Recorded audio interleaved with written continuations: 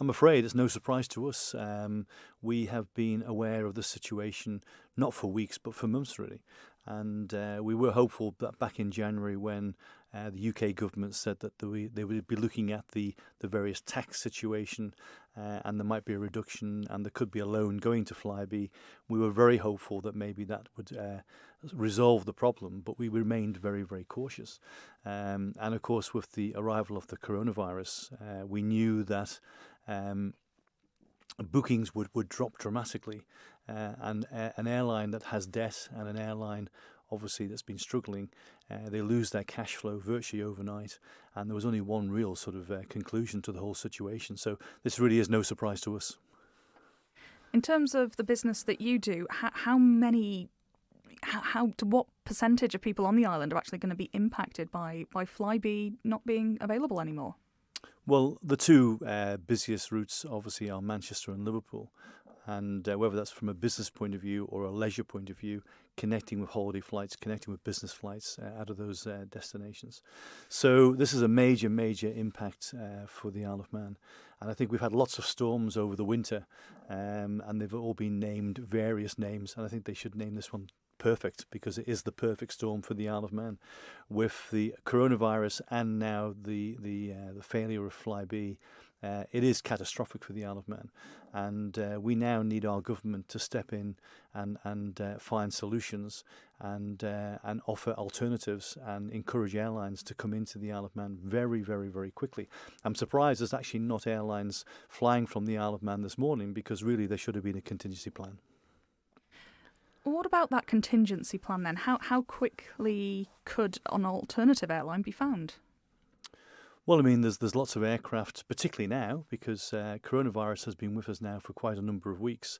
So many of the UK airlines, international airlines, global airlines have been saying that they're cutting back on schedules, they're cutting back on the number of flights they're offering, because people are not travelling in the same numbers. We have seen a 70% drop-off in sales over the last few days, and we have budgeted for that to remain certainly for the next 4 months. So in relation to the availability of aircraft, there will be a lot of aircraft floating around available to charter. But really, what we should be doing as an island is really having a plan B. Government, we have patient transfers, we have all sorts of issues where it's sporting, whether it's leisure, business, where there is that immediate need to get off the Isle of Man. And having no aircraft available for days, if not weeks, it really is not acceptable in today's world. And really, this could have been planned and it should have been thought out.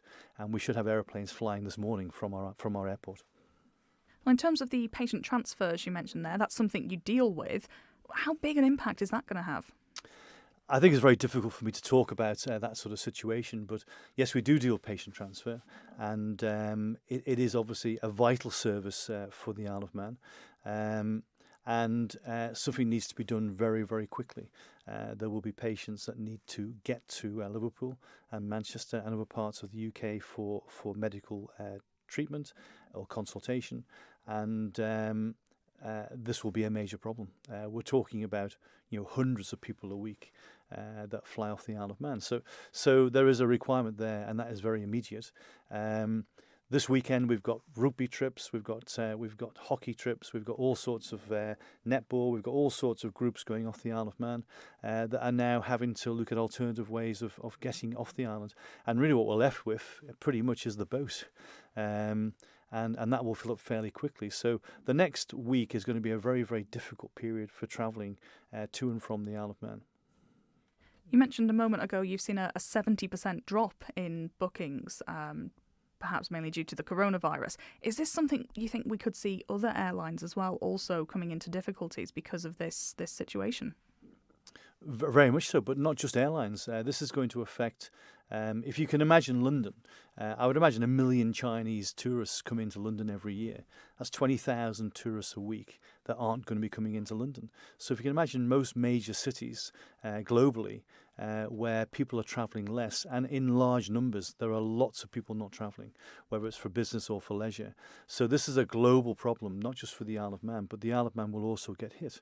So we have a summer season coming up, And if people aren't travelling, if we're seeing a 70% drop in sales, our competitors, our peers, our colleagues will be seeing the same sort of situation, and this will be devastating for tourism inbound to the Isle of Man, but also on a global basis.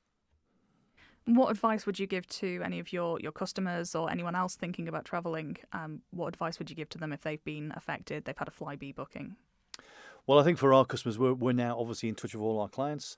The airline, I don't think, will have any presence at all in relation to being able to communicate with them. There'll be a statement given out by the administrators.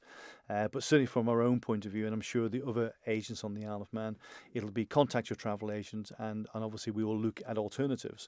And it might be that obviously there are no alternatives immediately, so there might have to be a change in plan. With regards to the coronavirus, that is obviously something that's a bit of a moving feast, and there's a lot of advice being given out. We're still seeing people booking, we're still seeing people travelling, and this is something that obviously will play out over the next few weeks and months. We certainly have a contingency plan in place to the end of June. We think perhaps 4 months from now we should see everything settling down and perhaps people getting back to normal levels of travel.